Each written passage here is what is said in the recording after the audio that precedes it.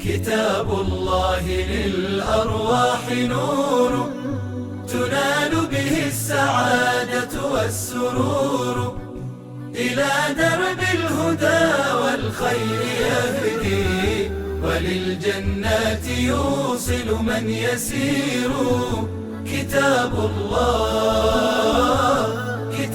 الله للأرواح نور تبارك مودع البركات فيه فليس لفضله أبدا قصور। बिस्मिल्लाहिर्रहमानिर्रहीम। अस्सलाम वालेकुम व्यूअर्स, क्या हाल चाल है आप सब लोगों का। मेरा नाम है Maliha Arif. Welcome to my YouTube channel. उम्मीद है मेरी यूट्यूब फैमिली खैरियत से होगी। अल्लाह ताला आप लोगों को अपनी फैमिलीज़ के साथ खैरियत से रखे। अल्लाह ताला का करम हो आप लोगों पर। अल्हम्दुलिल्लाह, अल्लाह का शुक्र है, मेरी तरफ भी खैरियत है।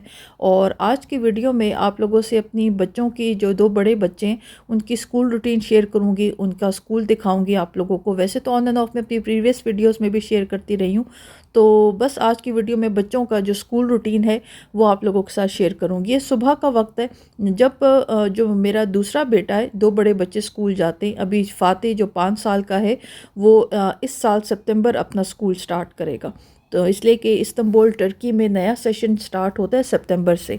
तो जब दो बड़े बच्चे स्कूल होते हैं तो मेरा और फ़ातिह का ये टाइम होता है। हम लोग यहाँ पर सैलॉन में टीवी देखते हैं, तो फ़ातिह मेरे साथ होता है। और जब कुछ डेज़ जो दूसरा बेटा मेरा ऑटिज़म स्पेक्ट्रम पर है, उसकी जब लैंग्वेज स्पोकन थेरेपी क्लासेस होती हैं, तो उसमें ये है कि गवर्नमेंट की तरफ से पिक एंड ड्रॉप फ्री है।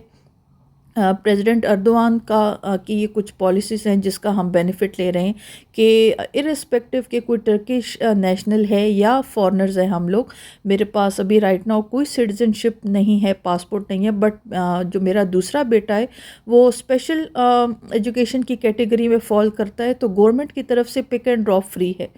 तो ये जो है मैं बिल्डिंग दिखा रही हूँ, ये लैंग्वेज स्पोकन थेरेपी के लिए यहाँ पर आता है। तो फिर ये है कि फ़ातिह को मैं फिर अकेला नहीं छोड़ सकती। जब हस्बैंड घर पर हों तो मैं फ़ातिह को छोड़ देती हूँ घर पर, अदरवाइज़ फ़ातिह मेरे साथ होता है। तो ये बड़ा खूबसूरत सेंटर है। यहाँ पर बेटे की लैंग्वेज स्पोकन थेरेपी होती है, डिफरेंट थेरेपीज़ होती हैं, सो दैट उसने कुछ वर्ड्स पिक करना शुरू तो किए, बट प्रॉपर अभी वो बोलने की स्टेज पे नहीं आया। बड़ा एक इंटरेस्टिंग इंसिडेंट शेयर करूँ। लास्ट रमज़ान अभी जब गुज़रा तो मुझे रीहैब सेंटर, जिस तरह रिहेबिलिटेशन सेंटर होता है, तो इनके हम लोगों के डिफरेंट रिकॉर्ड्स बने होते हैं। तो मेरा जो दूसरा बच्चा है ऑटिज़म स्पेक्ट्रम पर, उसके लिए मुझे कॉल आई कि आप मदर हैं तो आप रिहेबिलिटेशन सेंटर आ जाए। तो उन्होंने कहा कि आपके ज़कात के पैसे हैं। तो मैंने उनको कॉल पे कहा कि ज़कात के पैसे मुझे क्यों, मैं तो एलिजिबल नहीं हूँ, अल्हम्दुलिल्लाह मुझे ज़रूरत नहीं है। तो उन्होंने कहा नहीं, किसी ने सब स्टूडेंट्स के नाम पे ये ज़कात क्या कहते हैं शेयर करने का कहा है, तो आप ये पिक कर ले, फिर आगे आप किसी को दे दें। मैं बड़ी हैरान हुई।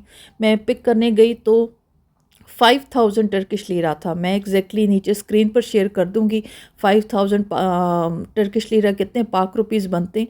बट बात जो बताने का मकसद है वो हैरत ये है कि जो ऑफ़िस या जो डिपार्टमेंट या जो गवर्नमेंट ऑफिस ये सब बच्चों को ज़कात डिस्ट्रीब्यूट कर रहा था, ये भी हो सकता था कि मैं फ़ॉरेनर थी, मुझ तक ये ज़कात ना पहुंचती, पर उन्होंने कहा कि ये अमानत है आपकी, मैं ये आप तक पहुंचाने का मुझे था कि सब बच्चे जो स्पेशल एजुकेशन है उनके पेरेंट्स को ये ज़कात दी जाए।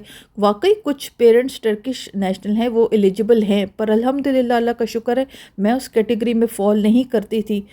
तो मैंने उनसे कहा भी कॉल पर कि हस्बैंड बिज़ी थे और मुझे पिक करने के लिए ख़ुद जाना था। तो मैंने उनसे कहा भी कि आप किसी और को ख़ुद दे दें, पर उन्होंने कहा नहीं, ये आपकी अमानत है, आपने ख़ुद पिक करनी है और आगे आप किसी को दें। तो ये इंटरेस्टिंग बात आप उनसे शेयर करनी थी, जिस पे मैं हमेशा टर्की के सिस्टम से, यहाँ के माहौल से तो हमेशा एक मेरे लिए बहुत खुशी की का एक एहसास है। मैं अक्सर ये बात कहती हूँ कि हमने कोई नेकी का काम किया कि मैं और मेरे बच्चे यहाँ इस्तांबुल में, बट मेरे लिए हैरान कुन बात वाकई बहुत थी कि वो ये भी हो सकता था कि मुझ तक ये पैसे ना पहुँचते, पर वो जो ऑफिसर, वो डिपार्टमेंट के जो हेड थे, उन्होंने कहा कि नहीं, ये आपकी अमानत है और आपने ख़ुद आके पिक करनी है। तो आपसे शेयर कर रही हूँ कि अल्हम्दुलिल्लाह, अल्लाह का शुक्र है। वो इस मेरे ख़्याल में ये सिस्टम इस तरह का था कि जो साहिब इस्तात फैमिलीज़ हैं वो ये करती हैं रमज़ान में कि इस तरह गवर्नमेंट इंस्टीट्यूट्स को कुछ अमाउंट दे देती हैं और कहती हैं कि जी जो बच्चे हैं यहाँ पर उनके पेरेंट्स को डिस्ट्रीब्यूट कर दें। तो फिर वो सब बच्चों का रिकॉर्ड तो मौजूद होता है, तो वो फिर सब बच्चों का नाम लेकर हर जो अमाउंट दी गई थी फैमिली की तरफ से, बिकॉज़ उस फैमिली का नाम उस पेपर पे एनवेलप पे लिखा हुआ था, तो उनकी तरफ से ये ज़कात डिस्ट्रीब्यूट हो जाती है। तो ये एक इंसिडेंट था, आप लोगों के साथ शेयर करना था। फिर मैंने ये है कि ख़ुद जाकर वो अमाउंट कलेक्ट की, और फिर ये है कि यहाँ पर ऑनलाइन सिस्टम होते हैं ज़कात के, तो जहाँ पर ईद से पहले हस्बैंड ने फितराना और बाकी पैसे देने थे, तो मैंने हस्बैंड से कहा ये पैसे भी दे दें। तो ये अच्छा, ये गवर्नमेंट स्कूल है। ये जो प्रीवियसली मैंने क्लिप दिखाया था वहाँ पे तो बेटा लैंग्वेज स्पोकन थेरेपी के लिए जाता है और वो पेड है, मैं वहाँ पे फ़ीस पे करती हूँ, पर ये गवर्नमेंट स्कूल है। अब यहाँ पे इस पर शेयर करूँ कि हर फ्लोर पर चेस टेबल्स रखी हुई हैं बच्चों के लिए, सो दैट बच्चे चेस सीखें। तो जब ब्रेक टाइम होती है तो बच्चे ये है कि ये टेबल ड्रॉर में नीचे देखें सारे वो उसके रखे हुए हैं, चेस कंप्लीट रखी हुई है और बच्चे यहाँ पर ब्रेक टाइम पे चेस खेलते हैं। तो देखिए छोटी छोटी चीज़ें हैं, बहुत मैटर करती हैं, बच्चों के इंटरेस्ट, बच्चों को अभी देखें ये वॉल पर यहाँ पे टर्किश स्कूल है ना, यहाँ पर बच्चों को इंग्लिश सिखाई जाती है। कुछ बच्चे इंग्लिश में एक्सपर्ट होते हैं, कुछ नहीं होते। अब स्कूल की सारी वॉल्स पर उन्होंने इंग्लिश रखी हुई, इंग्लिश में नंबर्स, इंग्लिश में पास्ट, प्रेजेंट और फ्यूचर टेंस है और डिफरेंट सारी जो चीज़, सो दैट जब बच्चे इधर उधर खेल रहे होते हैं ब्रेक टाइम पर, तो जब उनकी नज़र पड़े तो वो कुछ चीज़ों को पिक कर लें। इसलिए कि ऑफ कोर्स टर्किश लोगों के लिए इंग्लिश लैंग्वेज एक फ़ॉरेन लैंग्वेज है, तो उसको सिखाने के लिए देखें अब रिड्यूस, रीयूज़, रिसाइकल, इस तरह की डिफरेंट टर्मिनोलॉजीज़ लिखी हुई हैं। यहाँ मैं पॉज करती हूँ और आप लोगों से जो टर्की का नेशनल एंथम है वो शेयर करूँगी। बड़े बेटे का एक इवेंट था, उसके लिए आई थी।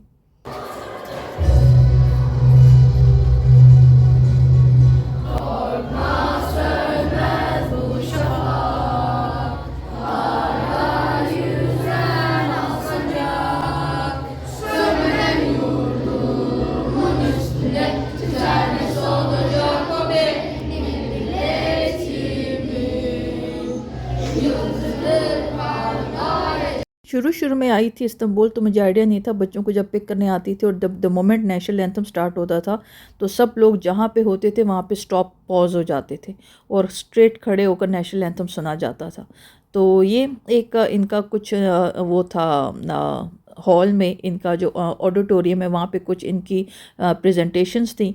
तो जो मेरा सबसे बड़ा बेटा है उसने पार्टिसिपेट किया हुआ था, परफॉर्म किया। तो ये स्क्रीन पर ये महमद आकिफ़ इनान, जो इनके बेस, जिस तरह हम अपने लीडर्स को सेलिब्रेट करते हैं यहाँ पर स्कूल लेवल पे, यहाँ पे इनकी जो टर्किश कल्चर में, फिर यहाँ पर इनकी तो हिस्ट्री में फिर ये ऑटोमन हिस्ट्री की तरफ चले जाते हैं, तो बच्चों को सिखाया जाता है। ये इस तरह की भी एक्टिविटीज़ स्कूल में होती हैं। तो ये गवर्नमेंट स्कूल है, ये गवर्नमेंट स्कूल का हॉल है, ऑडिटोरियम है, और मैं यहाँ आई थी, बड़े बेटे का कुछ इवेंट था वो अटेंड करना था। Kurban olayım çehrene, ey nazlı hilal, kahraman ırkıma bir gül, ne bu şiddet bu celal, sana olmaz dökülen kanlarımız sonra helal. ये जो भी मैंने कुछ देर पहले ये छोटी सी प्यारी सी बच्ची की जो स्पीच शेयर की, जो वर्ड्स आपके लोगों के कान में पड़ रहे हैं, कहरामान, कुर्बान, हलाल, ये सारे वर्ड्स उर्दू के हैं। उर्दू और टर्किश लैंग्वेज में बड़े कॉमन वर्ड्स हैं। बट एनीवेज़ आप लोग के साथ मैंने ये स्कूल की एक्टिविटी शेयर करनी थी कि गवर्नमेंट स्कूल में जो मेरे दोनों बड़े बच्चे गवर्नमेंट स्कूल में जाते हैं वहाँ पे किस तरह की एक्टिविटीज़ होती हैं। तो ये एक बच्ची पियानो पर नेशनल एंथम प्ले कर रही है। तो ये इनका वो था हॉल पर प्रेजेंटेशन थी, तो मैं बड़े बेटे के लिए आई थी, मैं आगे उसके क्लिप शेयर करती हूँ। और ये बस ये नॉर्मल एक स्कूल का एक सिस्टम है। माशाल्लाह बेटा बड़ा हो रहा है, क्लास 7th में है। नेक्स्ट इस सितंबर मतलब नेक्स्ट क्लास 8 में चला जाएगा और फिर उसके बाद इनका हाई स्कूल होगा, जिसको टर्किश में लीसे बोलते हैं। तो बस बड़ा तेज़ी से वक्त गुजार रहा है। यकीन करें कि लगता है कि बच्चों को अभी बच्चे छोटे थे और इतनी फास्ट फॉरवर्ड वक्त गुजार रहा है। बट अल्हम्दुलिल्लाह, अल्लाह का शुक्र है, एक दिल को तसल्ली है कि बच्चे सही जगह पर मौजूद हैं। ये बात बहुत मैटर करती है।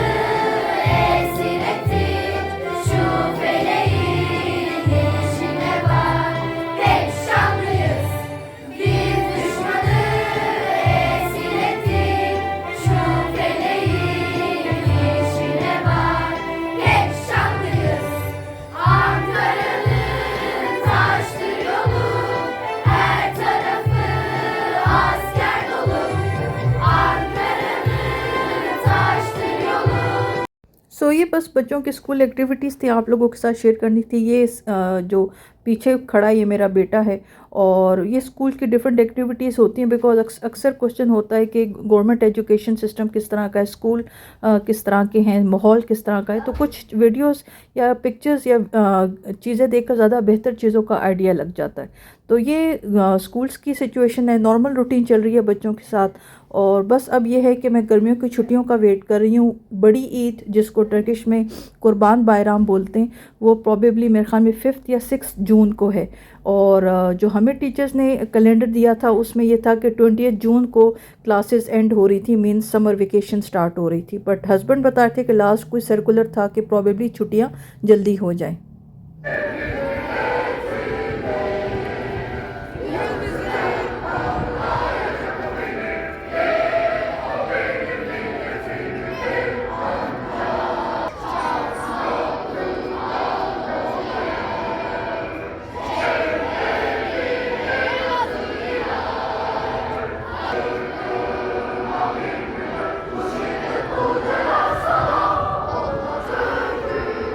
सो ये टर्की का नेशनल एंथम है। मैंने सोचा आप लोगों के साथ प्रॉपर शेयर कर दूं। और बस मैं इसके बाद आ गई थी बेटे का हेयर कट करवाने के लिए।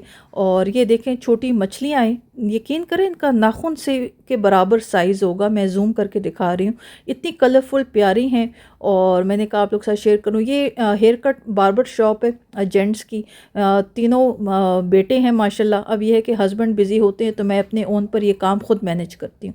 यहाँ पे जो सिक्योरिटी अवेलेबल है, जो रिस्पेक्ट अवेलेबल है, मुझे अपने ओन पर काम मैनेज करना बिल्कुल भी मुश्किल नहीं लगता, बल्कि बहुत आसान हो जाता है। तो जो मैंने प्रीवियस वीडियो में आप लोगों के साथ पार्क शेयर किया था, घर के पास ही जो पार्क था, आप लोगों ने बहुत पसंद किया वीडियो को। उसी के साथ ही ये डिफरेंट शॉप्स हैं।